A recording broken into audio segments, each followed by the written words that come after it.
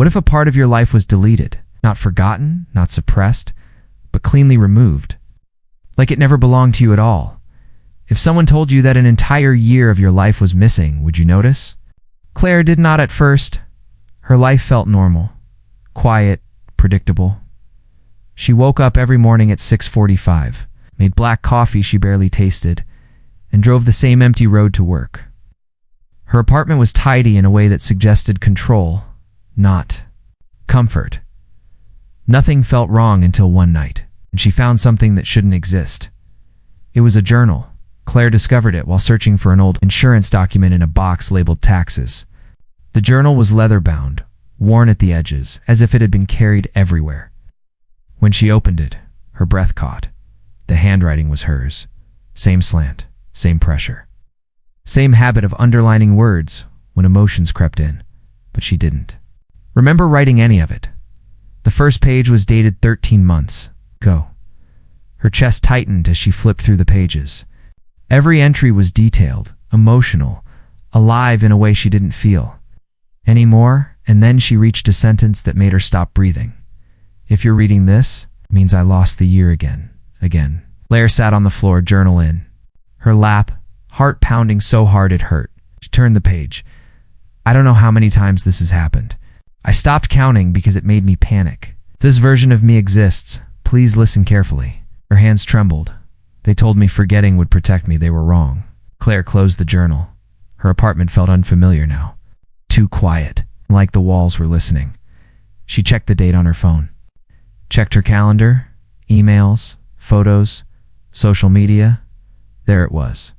A clean, empty space. 12 months with almost nothing recorded. No photos, no posts, no messages worth remembering. As if she had lived, quietly erased. What would you think in that moment? Would you assume stress, depression, breakdown you somehow forgot? Or would you feel what Claire felt? Fia, the next morning she called her sister. You took a break last year, her sister said casually. Doctor's orders. You didn't want to talk about it? A break from what? Claire asked. There was a pause from remembering. Ow.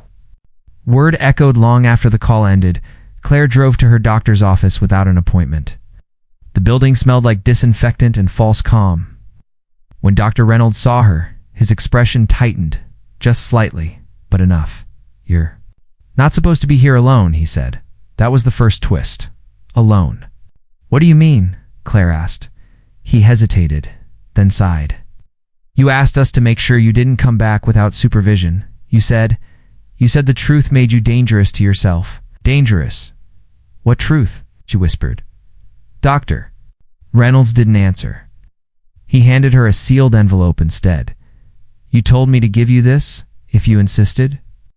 Inside was a single page. A consent form. Signed by Claire. The procedure listed made her stomach turn. Elective memory disassociation. Target. Duration.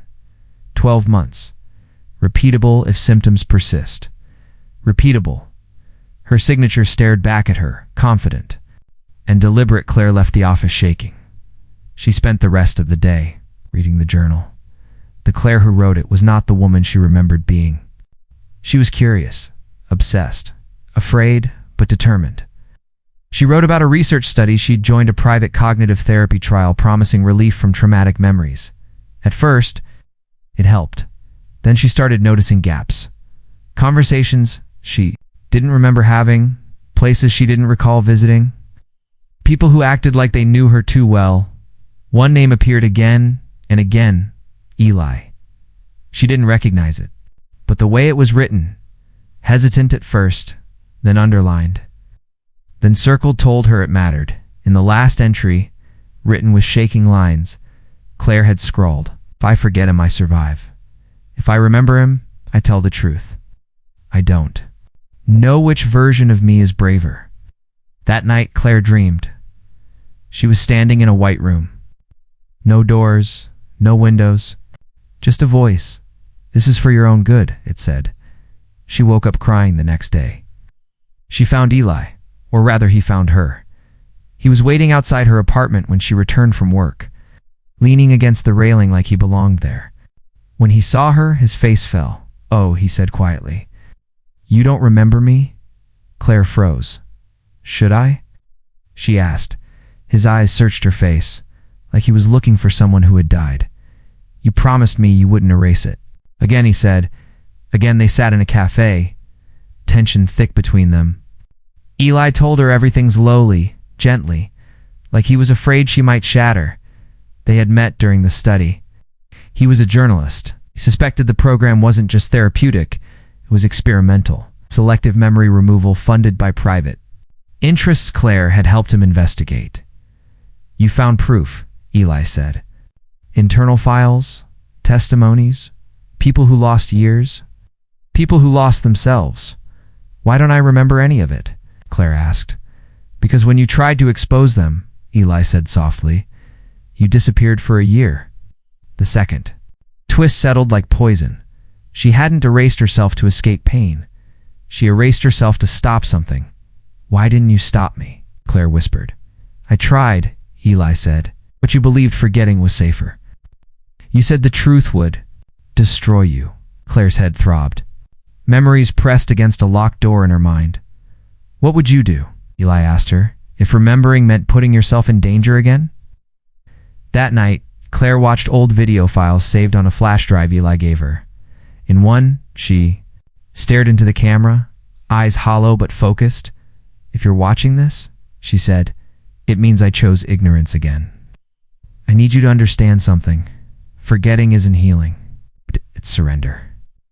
Another video showed her crying. No, people won't fight if they can't remember what was taken from them. Claire shut the laptop. Her hands were numb. The climax came days later. Claire received an anonymous message. "You're not supposed to remember this much." Attached was a medical alert, her name scheduled for another procedure. Tomorrow. Panic flooded her chest. She confronted Dr. Reynolds. "You said it was my choice," she said. "Was it?" He didn't deny it. "Claire, some people can't live with what they know," he said. "We give them peace by deleting them." H snapped. By protecting them, the room felt smaller. The white walls, too familiar. Claire realized then, the study never ended. It just repeated every time she got too close to the truth. She chose to disappear, or someone chose for her. That night, she sat alone in her apartment, journal open. Eli's words echoing in her head. Truth or peace, memory or safety. Who are you without your past? She found one final journal entry, hidden in the back cover, written in bold letters. "If I'm reading this and still hesitating, it means they trained me well." Claire laughed softly. It scared her how easy it felt to let go. At midnight, her phone buzzed. A reminder. Decision. She stood in front of the mirror, studying her own face. Was this version of her real, or just the one that survived by forgetting? She picked up the journal and turned the page. The story ends here, not because the answer is known, but because the choice is yours. And maybe, just maybe, if parts of your life feel missing, some memories feel conveniently blurred, it's worth asking yourself one unsettling question. What if a part of your life was deleted and you agreed to it?